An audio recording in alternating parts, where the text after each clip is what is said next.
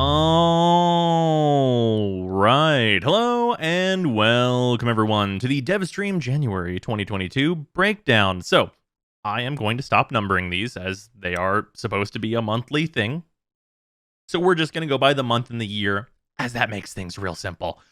This is the January 2022 Devstream breakdown, and there is a ton to talk about. This is our first Devstream of the year, obviously, and we have just a massive amount of fantastic news and good things that are on the way, coming hot off the heels of the new war launching in December. Of note for this stream, there is going to be spoilers for the new war because a lot of the news is about post-new war content that is on the way, so please keep that in mind. First and foremost, though, just a couple of small notes here. TennoCon 2022, it has already been decided is going to be a digital event once again. Of course, I love going to TennoCon in person, and, it's a fantastic time. But state of the world as it is, I think it's a very safe decision that they're going to go with another digital event. And the last digital event was fantastic, so hard to be sad about it. And then we have just a minor thing, which is Teshin, Viso, and Call. We got some news that we're probably going to be seeing more of them in the future. In what form? We don't really know. Probably in terms of Teshin, likely a flashback. But we are going to be getting more of those characters, which sounds great because I liked all of the sections that those characters were in. So more of that sounds great. Also, more Archons. So the Archons, for those of you that did not remember, that's these three here.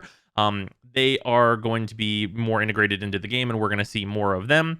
And they're probably going to be tweaked to be harder for our Warframes to fight if our Warframes are going to be the ones that are fighting them, which would usually be the case. Before that, I do want to mention that I think that it is a bit dangerous because of these enemies in the new war. Fantastic fights. Very, very fun. Loved fighting them with the Drifter. I fought all of them with the Drifter between the free-to-play through and my main account, just so I could get a feel for all of that content, and it was great. But it'd be really, really easy just to make them, hilarious, just super bullet sponge deluxe, and that would make them really not fun. It'd be neat to see them more along the lines of the way the Acolytes are now, where, if you have good gear, you can really just, crush them. But if you don't have great gear, they are a really big threat, because some of the Acolytes just in general are a threat depending on your Warframe. Like in the one that can turn off abilities, that's going to be rough for a certain number of Warframes and so on and so forth. But I really hope that they're tweaked for fun and not just, I have to shoot this enemy a lot and for a long time. So that's a bit of a worry that I have in terms of them being more integrated into the game overall, but I like them as enemies, so hopefully it'll be really good. And then we get to talk about Echoes of War, which is coming on February 9th, which is less than 2 weeks away. Echoes of War, we're getting quite a lot. This is coming with the Hildren skin. We are getting the new War replayable, which is on the test cluster right now, and I'm going to be streaming that. There's going to be Lich and Sister Progenitor quality of life, and this quality of life is phenomenally good. Although those of us that already farmed it are probably going to be a little peeved about it. If you reject a weapon from a Lich or a Sister, it will exit the pool of weapons that you can get. So if you get, say, the Kuva Quartak, and you don't want that, if you reject that weapon, it will not show up again. This means that if you're looking for a particular weapon, it's no longer going to take you 100 runs of capture or whatever in order to get that weapon. There is a hard limit on what it is you're going to be getting from this. And if you accidentally, say no to one that you actually do want, if you accidentally do that, whenever you remove all of them from the pool will be reset for what you want. And that is just such fantastic quality of life. It is just fantastic. Really helps you get into the loop quicker and really helps you not waste a ton of time just trying to get the RNG of that 1 in 14 weapons that you are actually looking for. It makes it just so much simpler. Can't say enough good things about that quality of life. Wasn't even a thing I was thinking about, but very happy to see it enter in. Also with that, we have 4 new augments that are going to be coming out with this update, but we're going to talk about those later because those are at the bottom of these notes here. And then we have a new Tennogen round coming in, which is going to be split into 2 parts. We're going to have them all throughout February. It's just going to be 2 separate updates where we're going to get basically half and then half again. New Wisp skins. There's 4 Wisp skins, I believe, total that are coming, and then just nice helmets and other skins as well. So that's going to be very, very nice. And then other than that, we have Hildren Deluxe, which of course you can see here on the Echoes of War update notes. That is coming with an axe skin that we did not see on the Devstream, unfortunately, but we have seen the concept art for it in the past. And also, we are getting the Valentine's Day event, Stardays, which is going to include some stuff from the usual Tenno Bomb rewards, which did not occur at the end of last year with New War and everything coming out. They still want to do like a charity event, and those Tenno Bomb rewards are going to be available. But that stuff is still formulating. We're going to get those rewards from the Valentine's event, and we'll see what charity type event comes up soon here. But they're working on it. So that's all great. Also, we have a few customization features to talk about. So we have heterochromia for operators, which basically means the two eyes can be different colors now, which a lot of people want that. Please enjoy. I was really, really hoping whenever they were announcing this that it was going to be that you can have multiple different visual slots for how your operator / drifter looks, that you could switch between, so that I could do, a few different looks for the operators and also experiment more with that with different looking operators. That would have been really nice, but we got two different color eyes, so that's the thing. Also, talking about facial hair for the drifter, this kind of leads into some new hair tech they're working on, which you can see here as an example. Basically, they're redoing hair again. Hopefully, this goes great. Hair is a work in progress. It's one of the hardest things to do right in a video game, so they're pretty much always trying to get it better than it was before, and I think things have gradually gotten better than it was before over time. Hopefully, this is another step forward, and eventually we'll be on that Tress effects shit, and it'll be perfect. But yeah, for now, improving it from this preview. This is not a hairstyle I like, but it does look better. So that's hopefully where we're going with this, and this hopefully leads into the drifter getting facial hair. Also, there's some news on the operator to drifter outfit conversion stuff. Basically, they've been working on a procedural way to do it, which basically means you have like a procedural AI just convert the stuff for you as opposed to doing everything by hand.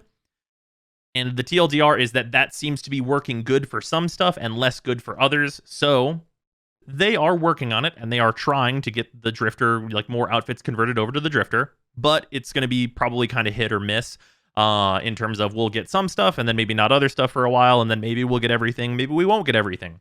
But they are trying to put more of those outfits on the drifter, and that's good. And then, that is the stuff there. So it'll work to varying degrees based on how they can get that going. And it might just be, everything comes over pretty easily overall. And then they maybe do a couple things by hand. We could get everything up in the air for now. Also, minor note, there is going to be an accessibility menu added to the options. That's going to include many of the options we have that are just like nestled in other menus right now, like hold to sprint and like various colorblind options and all kinds of stuff like that. Honestly, those options are spread out through the other different options menus, and having them all in one place is going to be really nice. So that's definitely a benefit for everybody. Now, let's talk about the augments. And we have a page 2 of notes, so this is not going to be the last thing. Augments that we're getting. We're getting an augment for Grendel's 1. It will allow him to use health to cast Feast instead of using energy to cast Feast. I don't think this really moves the needle at all for Grendel, probably. It does make it so that Grendel's probably going to be hilariously good with Gloom. And what I mean by that is because Gloom will give him lifesteal, you'll be able to eat all of the enemies in an extremely large range. And then when you belch them out, it'll heal you back to full because all the damage you deal will be lifestealed. And that's the best scaling damage that Grendel has. So that's probably like a map wipe technique that you're going to be able to use, is like just kind of not respecting your needs for energy at all. Because you'll have like semi-decent efficiency from like just for Gloom, just to give you that, and then just big range, eat everybody, and then belch them out for like the percentile scaling damage.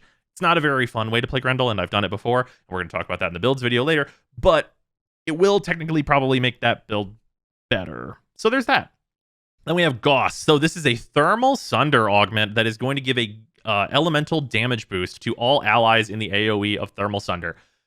Provided this works on Thermal Sunder, this is probably pretty massive, especially if it's affected by strength. We saw that it was at a 75% elemental damage bonus, and Thermal Sunder is all elemental damage. So if what this mod is saying to us is that if you're at like 130% strength, double the damage of your next Thermal Sunder after you cast your first one, that's really major. that creates some really high-powered DPS builds for Warframes that don't have access to a DPS build, which means leveling them is going to be easier than ever. Harrow, in particular, is a huge fan, potentially, of this augment. So that's really exciting. If Thermal Sunder works on itself to increase that damage, going to be really, really good. If it doesn't, probably will be a useless mod that nobody uses. There's only two ways. And then we have Ureli. Ureli is getting an augment for the Aqua Blades where she can press 3 again to throw the Aqua Blades. So you get 3 of them, and then you can throw each one out, and it will probably do nothing. In addition to that, each hit with the Aqua Blades is going to like increase damage by 8% per hit. I don't think that this is going to move the needle on Aqua Blades being good at all. But maybe it's possible technically for this to do something. Maybe if it's affected by strength, you could run like 200% strength Ureli and then have the Aqua Blades, you know, get like 16% damage, like compounding exponentially. Like if it exponentially compounds with itself, then maybe that's something, because like 16%, 16%, like you're getting pretty good if that exponentially compounds. Will it work that way? We don't know. I doubt it's going to be a great way to play, but we'll see. We'll see. That one has like theoretical potential if the numbers are in the right place. So there's that. And then as our fourth augment, we have a true embarrassment, which is the Frost augment. Frost augment is a passive augment that is going to give him 200% critical chance and 200% critical damage on frozen enemies. That's right. Frost's abilities are so mediocre to bad that this is just an overall augment for Frost to give him 200% crit chance and damage. This is not a reason to play Frost. And spoilers for the Frost builds video, there's not one. The spoilers for the Frost builds video is that video will not probably contain a build so much as it will contain many other things. So yeah, that's not helping Frost. That augment's not helping Frost. It is hilarious that is there. With that, let's talk about something much more exciting, which is the Angels of the Zaramon update, which is our next major update after this February 9th one. This is the Angels of the Zaramon. We are getting a ton in this update. We're getting 2 new game modes, a new frame, a new quest, a bunch of quality of life changes, including a huge Eximus rework, which is going to have better visual representation, especially for those energy drain Eximus that we all hate. They're going to be more difficult and more rewarding, and all of their effects are going to be cleaned up and made more clear, which is fantastic. That's everything I could want for an Eximus rework personally. And then in addition to that, there are at least 16 augments being reviewed to bring them like up to par, and like they're like the least used augments to make those augments good, hopefully, which is also fantastic news. Could create a lot of new Warframe builds and just be a fantastic thing overall. Very excited to see that. Valkyr Deluxe is coming. And we're also getting the Grendel Lunar New Year skin, which is basically 2 deluxes that are going to be in that update. The Valkyr skin looks nice from like the little bit that we saw. And the Grendel skin also looks nice from the little bit that we saw. And then besides that, we have a very important topic, which is crossplay/save. They are working on crossplay/save, as we know. That is slated for this year. It is a priority for them, as they stated multiple times during the stream, which is great, as I'm sure we would all love to have it. They said something in particular that I think means they might do this the best way that it could be done for us as players. And also, it is the hardest possible way to do this, which is merging. They talked about merging accounts, which is basically where you would get to, instead of choosing the account that is your primary account, right? Where it's like the overarching one that you're going to be on all platforms and every other account goes away. They mentioned merging, which would imply that all of your account's progress is going to be coalesced into one big account of all of that progress you've got on all platforms together. And that sounds so complicated to put together for a game that is just like at insane scale, with how many things there are that would need to be merged and the choices you as a player would need to make between everything on your account. That is very hard and a gigantic task to take. If they can pull that off, that would be supremely impressive. I was not expecting them to go that route at all. And also, it could, of note here, be just a wording thing where they're not doing that. But the wording that they used gave me the impression that they might be going for that. So that was something I wanted to talk about a bit here as well. Also, we saw a new deluxe skin that is very, very impressive. And that is Zaku Deluxe. Zaku Deluxe looks so cool. So the theming for this Zaku Deluxe is this, like, how do I put this? It's like a gold inlay to repair like pottery and stuff. That's a I believe it's a Japanese like cultural thing. It's beautiful and really cool and like super impressive looking Warframe. I really, really love how Zaku looks here. They just look absolutely phenomenal in both their skeletal form and also their kind of, I guess, armored form. I really do wish, especially with something like this on the horizon, that this would let me choose whether or not like the armor shoots off whenever I go into skeleton mode with Zaku, because I'm in skeleton mode all the time. And even if this is going to be a cooler skeleton, I would really love the option to look like the fully armored one all the time, because you really want your 4 active all the time, and then you're going to look like, you know, this really cool, admittedly, skeleton, but you're not going to look like your really cool, like, kind of gold inlaid, like, pottery form and, like, porcelain and stuff. It's really, really neat. Also, in addition to that, they mentioned that this is kind of a, like, Duviri theming visually, which is pretty interesting for what Duviri might look like. And, you know, just makes me excited to see more art in that vein, because this is absolutely beautiful. But yeah, that is pretty much going to wrap it up for the January 2022 Devstream. Very exciting stuff here. There's also a survey out that I would highly advise you guys go check out. You can jump into the Discord, which I'll link in the description and in the comments below. That's in our Warframe news channel. You can jump in there and answer that survey. That's from DE. And that will, you know, just a lot of questions that are relevant to like the future of Warframe and how you feel about different types of content in there. Also, in a completely separate video, because of course it has to be, we are going to be going over the 2021 stats that they released, which includes all of the play rates of the Warframes, weapons, etc., etc. Going to be a really interesting time there, so look forward to that.